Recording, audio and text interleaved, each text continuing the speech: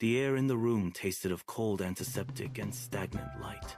Every few seconds, the oxygen machine hissed, a sharp, mechanical intake of breath that filled the silence. It was the only rhythm left in the room. Arthur lay propped against the pillows, his chest rising and falling in shallow, uneven intervals that fought against the steady cadence of the machine. He stared at the ceiling tiles, counting the water stains, his hands lying motionless against the stark white fabric of the bedding. He had spent 40 years teaching history, but the weight of his own timeline now pressed down on him with absolute clarity. Near the window, Mark stood perfectly still, his silhouette framed by the gray afternoon light filtering through the blinds. Arthur turned his head, the movement slow and labored, his joints stiffening against the sheets. He caught Mark's gaze and held it. He raised a hand, fingers curling into the air, a silent command for his former student to bridge the distance. Mark stepped away from the window, his movements deliberate and hesitant. He crossed the short distance to the bedside, his footsteps muffled by the linoleum.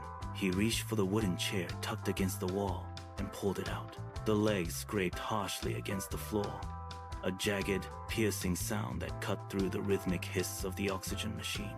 Mark sat down, leaning forward, his elbows resting on his knees. He kept his hands clasped tightly to keep them from shaking. Arthur watched him, his gaze sharpening with a sudden, focused intensity. He reached out, his hand trembling as it hovered over the space between them. His fingers landed on Mark's wrist, the skin papery and cold. He tightened his grip, pulling Mark slightly closer. The contact was firm, a desperate anchor in the quiet room. Arthur opened his mouth, his throat working as he prepared to break the silence. He held Mark's gaze, his eyes searching for a sign of understanding. Arthur's voice emerged as a low, raspy scrape, barely audible over the persistent hiss of the oxygen machine. He did not look at Mark.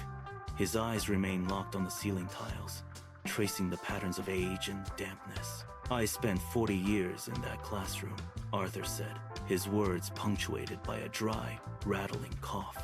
"I graded papers until midnight, night after night, year after year. I thought the red ink on those pages was the measure of a life well spent." He paused, his chest heaving as he fought for air. He gripped Mark's wrist tighter, his knuckles standing out like ridges under thin skin. "I built a reputation on lesson plans and school board meetings. I believed that if I worked hard enough, if I was productive enough, I would be secure." He let out a sharp, bitter breath that sounded like a laugh. "I was wrong. Those walls of productivity did not protect me. They only kept the world out." He turned his head slowly, his eyes finally meeting Mark's with a piercing, hollow clarity. "I thought the work defined me, Mark. I was so busy building a career that I forgot to build a home." Arthur pulled his hand back, his fingers trembling as he reached for a handkerchief on the nightstand. He pressed the cloth to his mouth, his shoulders shaking with a sudden, violent, coughing fit that echoed in the small room. The oxygen machine hissed in response, its rhythm steady and indifferent. He wiped his mouth, his hand dropping back to the bed with a heavy thud. "The papers," he whispered, his voice thinner than before. "I remember the stacks of essays on the kitchen table. They were always there, blocking the view of my daughter at the piano." He stared at the wall, his eyes unfocused. "I missed the recitals. I missed the way she played, the way she looked when she finally got the melody right. And my wife. Her birthdays passed like ordinary Tuesdays. I was always at a meeting, always preparing for the next day. I promised her a garden. I never even bought the seeds. I spent my life teaching the past, but I let my own future wither." Mark shifted his weight, the wooden chair legs scraping harshly against the linoleum floor, a jarring sound in the quiet room. Arthur did not flinch. He continued, his gaze fixed on the ceiling, as if reading a script he had written over a lifetime. "We spend our lives building walls of productivity," he said, his voice straining to maintain its rhythm. We think those walls protect us, that they define our worth, but they only isolate us. I kept my opinions to myself to keep the peace, believing that silence was a form of strength. He paused, his chest rising and falling with shallow, labored breaths. I never told my colleagues how much their friendship meant. I held back words of love because I thought there would always be a tomorrow. I was so afraid of being vulnerable that I became a ghost in my own life. He turned his head, his eyes searching Mark's face for a flicker of understanding. I kept the best parts of myself hidden away in a vault, waiting for a time that never arrived. Now, the vault is empty and the time is gone. The room felt smaller, the air thick with the weight of his admission. Arthur's eyes clouded, his focus drifting back to the shadows. Arthur turned his head, the movement slow and deliberate, his eyes locking onto Mark with a sudden, piercing clarity. He reached out, his fingers trembling, and gripped Mark's wrist. The touch was cold, but the pressure was firm, anchoring Mark to the bedside. The biggest regret, Arthur rasped, his voice cutting through the hiss of the oxygen machine, is not what we failed to achieve. It is not the promotions we missed, or the accolades we never earned. He pulled Mark closer, his knuckles white against the dark fabric. The tragedy is the love we were too busy to give. He paused, his breath hitching, his grip tightening, until Mark's pulse throbbed. I spent years measuring my life by the clock, by the deadline, by the next task on the list. I treated affection like a luxury. He shook his head, a slow, pained motion. But the work is never done. The love, however, has an expiration date. We hold back because we fear rejection, or because we think we have time. We are wrong. We are always, always wrong. Arthur's fingers finally slid away from Mark's wrist, leaving a faint, pale mark on the skin. He let his hand drop to the bed, his breathing ragged and shallow. With a slow, unsteady movement, he raised a finger and pointed toward the bedside table.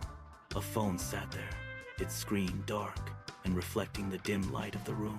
"Look at your phone, Mark," Arthur whispered, his voice barely audible over the rhythmic hiss of the oxygen machine. "Do not think about the emails or the missed deadlines. Think about the quiet moments." He leaned back against the pillows, his chest heaving. "When you are alone, when the day ends and the house is empty, who is the first person you think of? Who is the face that appears in your mind before you push it away?" Mark stared at the device. The room seemed to shrink, the walls closing in as Arthur's question hung in the air, demanding an answer.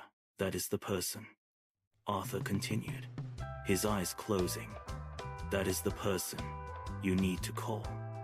Not tomorrow, not when you have more time. Now."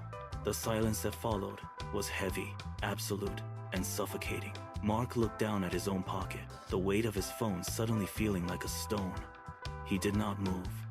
Mark stood up. The wooden chair legs scraped against the linoleum, a harsh, jarring sound that broke the suffocating quiet of the room. He reached into his pocket, his fingers closing around the cold, smooth glass of his phone. He pulled it out. The screen lit up, casting a pale, artificial glow across his face. A notification sat at the top of the display, a missed call from his father. He stared at the name. The device felt heavy, a dense, solid object that seemed to pull at his palm. He looked back at the bed. Arthur was still, his eyes closed, his breathing a steady, mechanical rhythm that filled the space between them. Mark looked down at the screen again. The missed call was 3 hours old. He remembered the last time they spoke, a brief, impatient exchange. The phone vibrated in his hand, a sharp, buzzing reminder of the connection waiting to be made. He could lock the screen or break the silence. He gripped the phone tighter, his thumb hovering over the call icon. He took a long, steadying breath, turned away from the bed, and walked toward the door. The hallway was empty, bathed in the sterile, flickering light of overhead fluorescent tubes. Mark walked until the rhythmic hiss of the oxygen machine faded into the background, replaced by the hum of the building's ventilation. He stopped near a window, the glass cold against his shoulder. He looked at his phone again.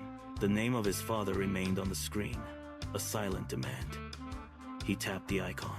The phone pressed against his ear, and the first ring sounded a sharp, digital pulse that echoed in the quiet space. He waited. The second ring followed, then the third. Each sound was a heartbeat, a bridge spanning years of missed conversations and unspoken words. He did not look away. He did not lower the device. He stood firm, his thumb steady, his breathing synchronized with the ringing. Then the tone changed. A click. The silence on the other end was heavy, expectant, and real.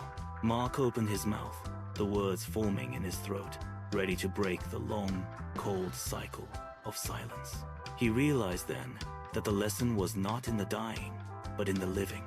Do not wait for a final moment to understand what truly matters. The walls we build are only as strong as the distance we allow them to create. Pick up the phone, dial the number, reach out today.